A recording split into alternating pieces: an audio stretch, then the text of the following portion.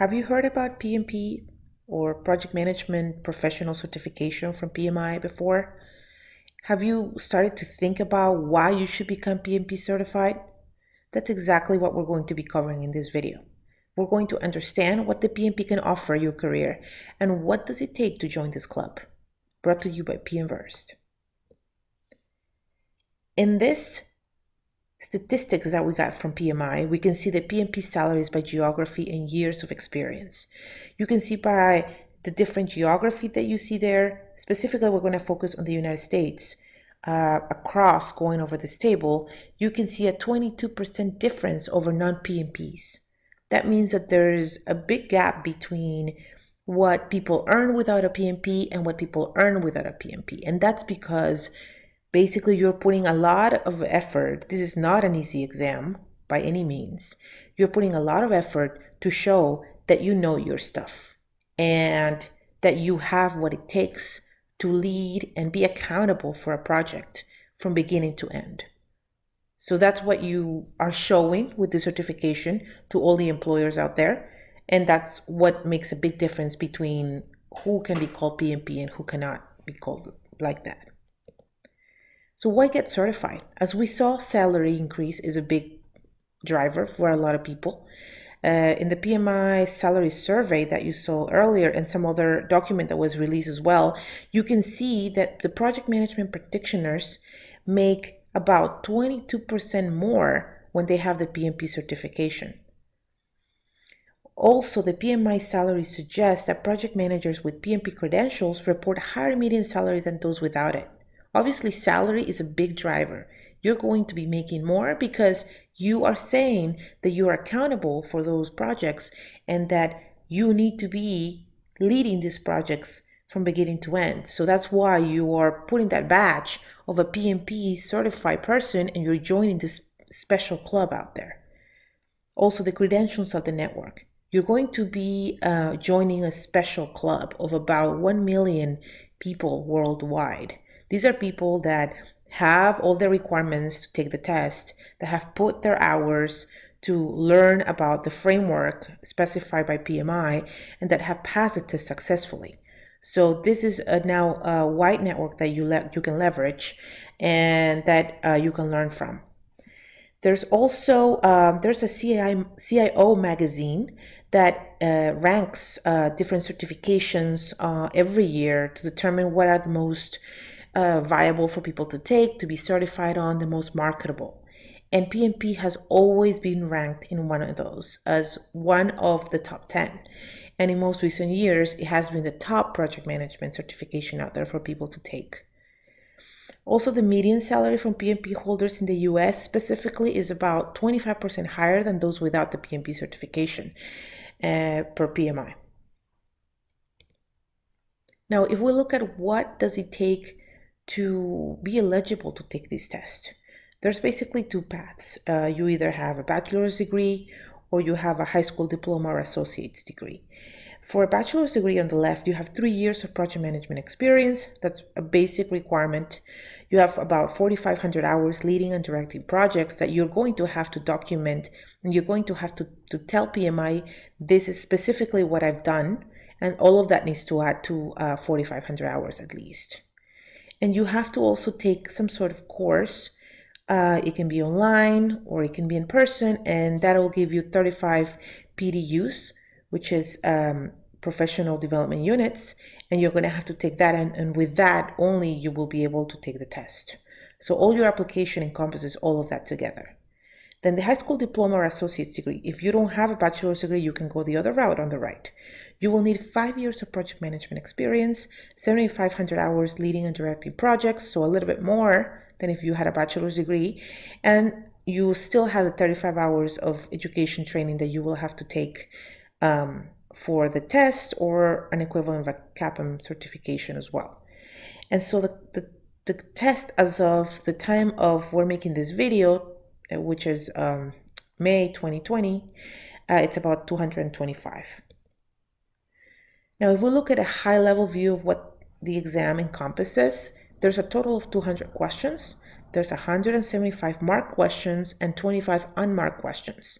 That means that 175 questions will be the basis of the kind of rating grade that you're going to get on your test, and you need to pass those successfully to be able to pass the test.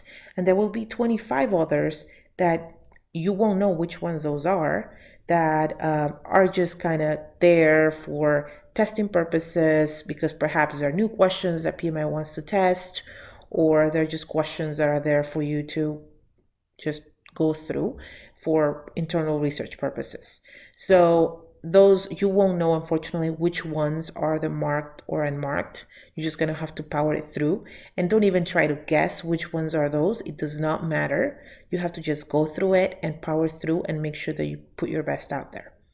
The test is about 4 hours long, and there's different gradings that you will see at the end of the test. Whenever you say I'm done, you're gonna get a proficient, a moderately proficient, or below proficient in each of the 5 process groups. Then in terms of breaks, because 4 hours is a long time, you can take as many as you want or need. However, the clock does not stop. And so this is where the tricky part comes, right? I am sure you will get tired during that time.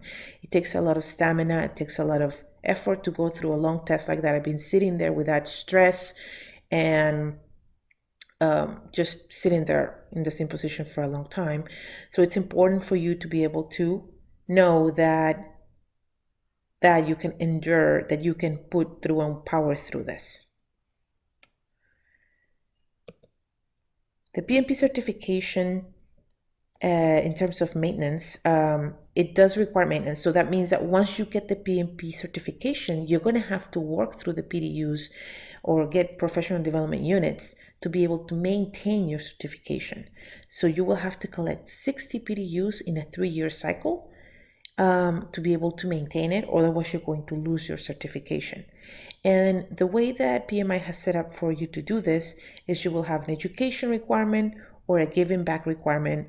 Basically, you can do one or the other, or you can do both, but there is a minimum of 35 PDUs for the education requirement, and that is based out of the talent triangle, PMI's talent triangle, that you can see at the bottom on the left. There's a technical, leadership, and a strategic and business management, and each of those has a minimum of 8 PDUs for you to collect on those. But that's just the minimum, so you can really do more if you need to, but you have to have at least 8 of those. And the reason for that is because they want you to have specific skills in these 3 areas that can help you maintain the latest and greatest on project management out there. They want you to be able to, come up to speed and learn about what's the latest in the domain of project management in each of these. And there's a breakdown of what those means. Basically, in the technical area, it's all about project management in terms of the tools that you can use, in terms of the technical knowledge that you can apply to the job. Leadership, a project manager needs to be a leader as well, needs to be able to lead the team and drive the effort. So there's a lot of more less tangible sort of areas here where you need to develop yourself to be able to grow there as well. And in strategic and business management, there's other aspects that are more that are not so tactical and are more about leading and engaging with the business and maintaining a more strategic view of how to lead end-to-end projects. And so those can go into here. And then in the giving back, this is more it's a little bit optional in a way, because you get a maximum of 25 PDUs. So you have to do less than that, but if you're already working as a project manager, you can get 8 PDUs out of that. So that's easy, 8 PDUs. And then after that, you have to use the other 17 on volunteering and creating knowledge. So that means you can join a PMI chapter, maybe near where you live. There's typically somewhere, they're all over the country. You can join them and volunteer for them, and that'll give you a maximum of 17. And then you can also do other variety of things, like you could do webinars, you can create content like this, a video online, you could create a blog where you talk about project management and giving back to the community, and all that adds up here. Now, in terms of the CAPM exam, real quick, this is something that the CAPM exam is an exam that is not equivalent to the PMP, but it's kind of a requirement to be a PMP, but not for everybody. If you feel you're not ready for a PMP or you don't have the requirements to be a PMP, you can always take the CAPM exam, and you don't have any PDUs for maintaining that certification. That's just what I wanted to show here. In terms of the breakdown for the exam, you can see a breakdown of the different domains. The execution is the domain that takes the most percentage out of the test, and so you have to be ready to answer most of those.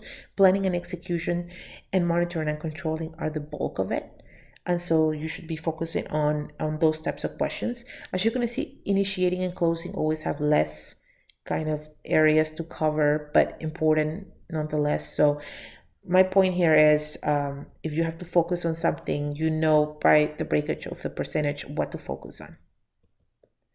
And then just a reminder that the new PMP exam had been delayed to January 2021. Initially, the current PMP exam was extended until 31st of December 2020 and was postponed. So you have until January 2nd, 2021 to take the new exam as per PMI. And additional resources, just make sure you subscribe to the channel and check out the PMVersed Udemy courses and bootcamps we have on Udemy or Udemy. For example, the Earned Value Management Bootcamp for PMP CAPM exams. All right, thank you everyone. Please subscribe and leave any questions and comments for me to answer.